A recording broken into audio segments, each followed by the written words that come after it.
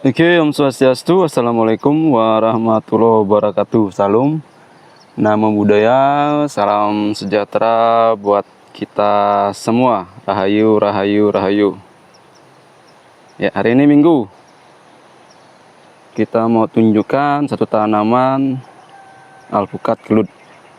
Usia tanam di November ini sudah 1 tahun. Terus kalau dari batangnya sudah cukup besar. Ya, dulu ketika tanam tingginya hampir mirip dengan ini. Oke teman-teman, teman-teman semuanya, kita mau sharing tentang paradigma yang terbentuk di kemungkinan di petani kita tentang rumput. Tentang rumput dan tanaman-tanaman liar di sekitar pohon alpukat kita. Ada beberapa yang mungkin dibersihkan karena rumput dapat diasumsikan sebagai tanaman pengganggu yang bisa menghabiskan nutrisi sekitar tanaman alpukat kita. Ya, mungkin selama ini paradigma itu sering terjadi, menghabiskan banyak nutrisi. Tapi di sini rumputnya banyak dan tanaman kita tetap masih bisa tumbuh subur.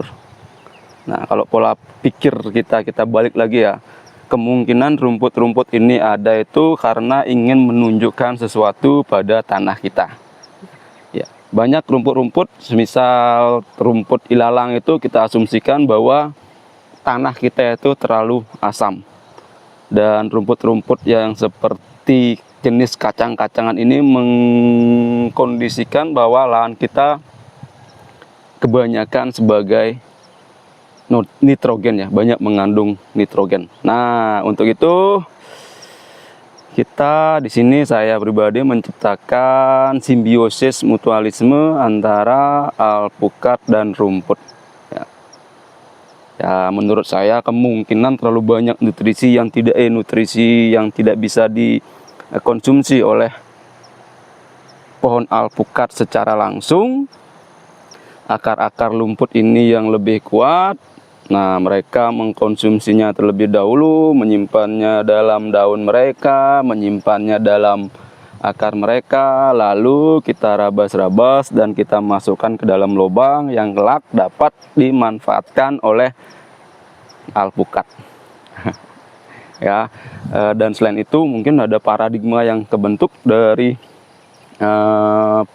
para pabrik herbisida bahwa rumput-rumput itu harus disemprot agar mati. Untuk jangka panjang kita tahu bahwa dengan menyemprot itu akan menyebabkan tanah di kebun kita itu akan rusak.